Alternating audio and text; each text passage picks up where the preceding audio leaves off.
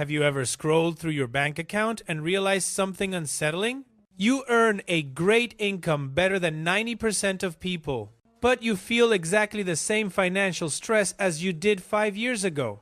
You're constantly chasing the next milestone, the bigger house, the nicer car, the expensive vacation, and you realize you're trapped in a race you never signed up for. You're caught in the lifestyle inflation trap. And the harsh truth is, you can be rich, high income, and still be technically broke in terms of net worth. The two are not the same. And misunderstanding this is the single most expensive mistake high earners make. The biggest lie is that wealth is about buying things. It's not. True wealth is the power to say no to anything you don't want to do. It's the power to walk away. In this deep dive, we're going to dismantle the 3 deadly mistakes high earners make that sabotage their net worth. And then, I'll give you the 3 strategic principles used by the truly wealthy, the top 10% net worth, to escape this trap forever. First, let's reset the definition of the game. Rich is income. The median household income in America is around $83,730. To crack the top 10% of income earners, you need roughly $251,360. This is a great achievement, but wealthy is net worth. What you own minus what you owe. The median net worth in America is only $193,000. To be in the top 10% net worth, you need approximately $1.9 million. See the difference? You are right to feel worried. At your income level, the upper middle class, the financial rules change dramatically. The strategies that got you here, like simple budgeting and saving, will not get you to the top 10% net worth. You're now playing a game of strategic allocation and risk management, not survival. You need a fundamentally different mindset. Let's talk about the core problem. The 3 costly mistakes high earners make. Mistake 1. The lifestyle inflation trap. The fatal 30% hole. The median American household only saves about 5% of their income. But you save more, right? Maybe 10%, 15%?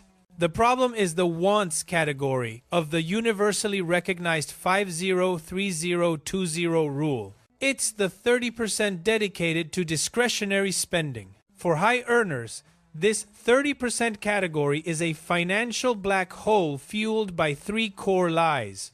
Lee Hazon. The car is a status symbol. You chase that expensive car, not realizing it's a rapidly depreciating liability. The moment you drive it off the lot, it loses value, requiring higher insurance and fuel costs. The actual millionaires are often driving reliable 10-year-old cars. Meanwhile, that expensive car is drowning you in payments and maintenance. Lie has to. The house is always the best investment. Yes, owning a home is a crucial milestone. But upgrading your residence every time you get a raise is financially debilitating. It locks up your capital in illiquid equity and dramatically increases your tax and maintenance burden, adding what is essentially a perpetual, non-optional expense layer to your life. Lie #3. Spending is validation. You buy expensive things to validate your success to your peers, your neighbors, or even people you don't actually like. This is the psychological mistake of prioritizing income as a license to spend. It's how people earning $200,000 end up spending $250,000, masking a deficit with debt. They confuse high revenue with high profit. This relentless chase robs you of the single greatest power of money, the power to walk away. It keeps you forever tethered to your paycheck, regardless of the size of that check. The psychology of lifestyle inflation. Fighting the hedonic treadmill. This mistake isn't just a budgeting failure. It's a deep-seated behavioral flaw. Psychologists call it the hedonic treadmill. You buy something new, a bigger TV, a first-class ticket, a luxury watch, and you experience a temporary spike in happiness. But very quickly, that spike fades.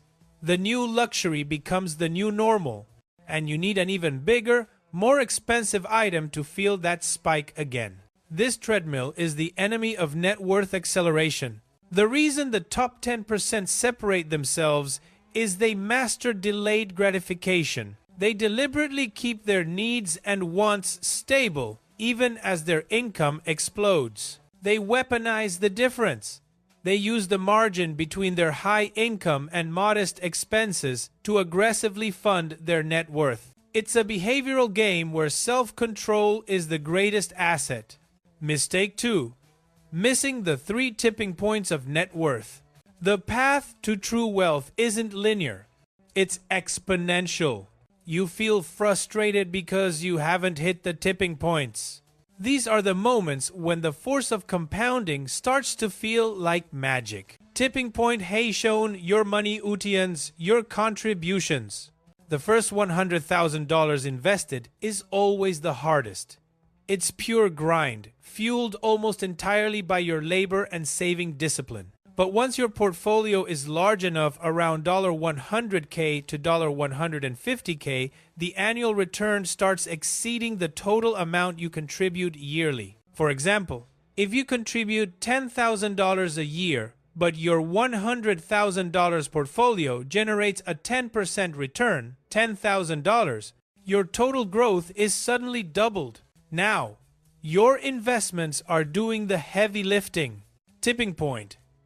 Hashed. Your portfolio equals your job income. This is a monumental psychological shift. Imagine your investment portfolio generates $100,000 in passive returns per year. You just cloned your salary.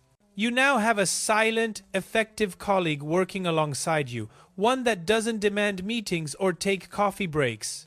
This psychological freedom is invaluable. You can now negotiate your job on your own terms. Tipping point #3. True financial independence.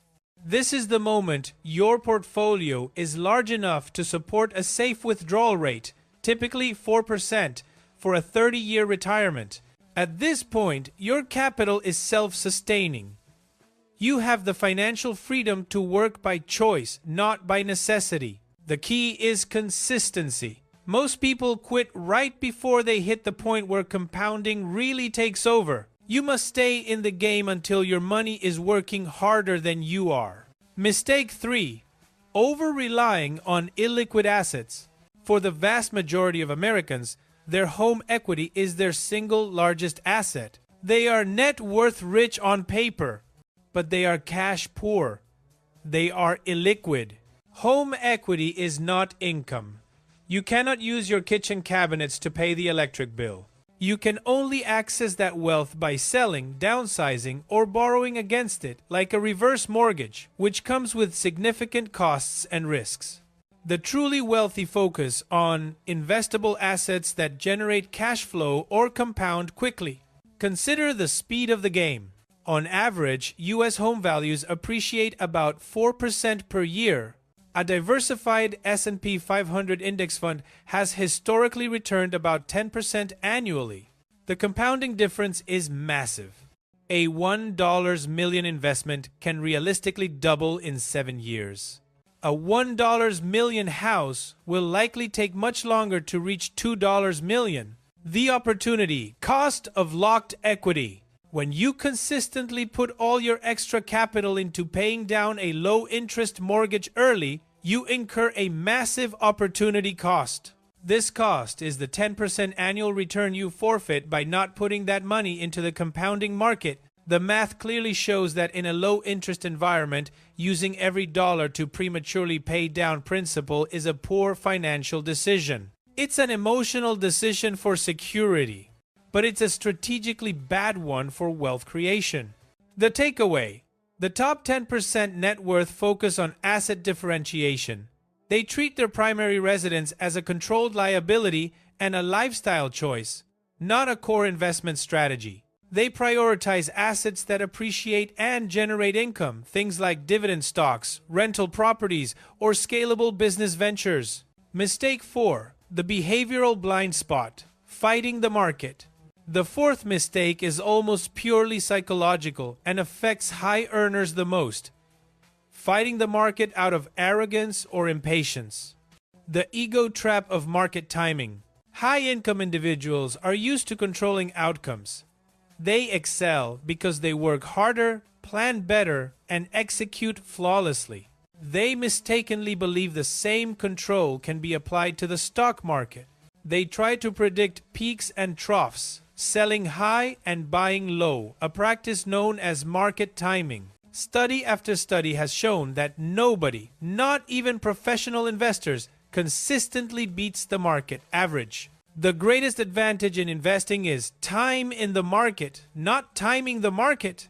When you try to outsmart the market, you inevitably miss the best days, which disproportionately dictates long-term returns. The truly wealthy understand they are not in the business of prediction. They are in the business of ownership, owning a slice of the global economy through diversified, low-cost index funds. The impulse to chasing quick returns. Because their day-to-day income is high, high earners are often impatient with the slow grind of index fund returns. They chase risky investments, individual stocks, or highly leveraged ventures hoping to get rich quick to match their high salary growth. This behavior, born from impatience and ego, often leads to catastrophic losses that set their net worth back years. The solution: the wealthy set up automated, consistent investment plans, dollar cost averaging, and essentially put their wealth creation on autopilot, removing the volatile factor of human emotion and ego entirely. Now that we understand the traps, here are the 3 strategic principles to accelerate your net worth and breach the top 10%. Strategy 1. The acceleration game. Harnessing compounding. The single greatest leverage you have is time.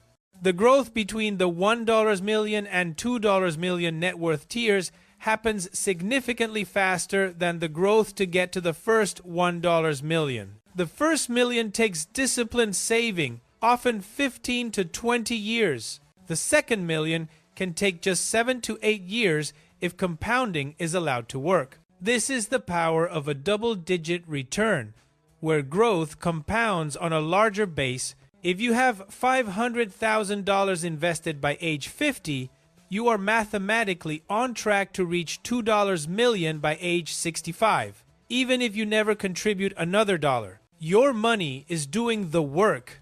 Actionable step: immediately increase your savings rate to 15% or 20% of your gross income, dedicated purely to appreciating assets. This small, consistent increase overcomes the median American's 5% savings deficiency and puts you firmly on the acceleration track. The simplicity of double-digit returns. Where do you find these double-digit returns? It's not in the latest fad stock. It is in the engine of the global economy, the stock market. Specifically, the S&P 500 index fund, which mirrors the 500 largest U.S. companies. Historically, the market has returned around 10% annually before inflation. Investing in a diversified, low-cost fund like VTSAX or VTI ensures you capture this acceleration without the risk of betting on individual stocks. The key is to minimize fees and maximize time in the market. Strategy 2. Optimize debt and exploit tax loopholes. The wealthy use debt and the tax code as tools, not constraints. Tax optimization. Maximize your retirement contributions. For high earners, the most effective tax reduction strategies are built into tax-advantaged accounts like 401k, IRA, and HSA. Traditional versus... The key decision for high earners is choosing between immediate tax relief, traditional or tax-free withdrawals in retirement. Many choose traditional accounts because the immediate tax deduction is more valuable at a higher marginal tax rate. Every dollar shielded from current taxation accelerates the power of compounding. Debt differentiation. Not all debt is created equal. Bad debt is purchasing liabilities, credit cards, car loans, and consumption. This debt works against you, often carrying crippling interest rates. Eliminate it immediately. Good debt is purchasing appreciating assets. This includes low-interest mortgages on rental properties, student loans for advanced degrees that increase earning potential, or a loan used to scale a profitable business. The wealthiest understand that good debt is leverage, while bad debt is a leash. Using good debt strategically is key to climbing the net worth ladder, allowing you to acquire valuable assets sooner. Strategy 3. The impact mindset. Beyond personal consumption. The final psychological shift separates the upper middle class from the truly wealthy.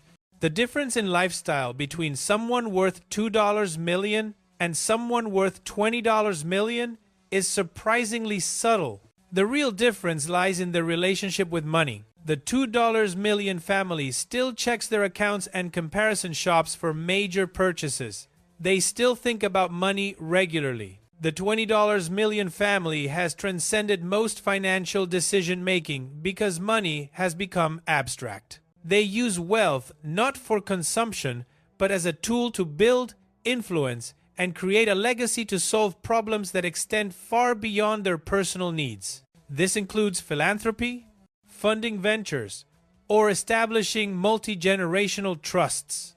Actionable step. Define your enough number, your financial independence number.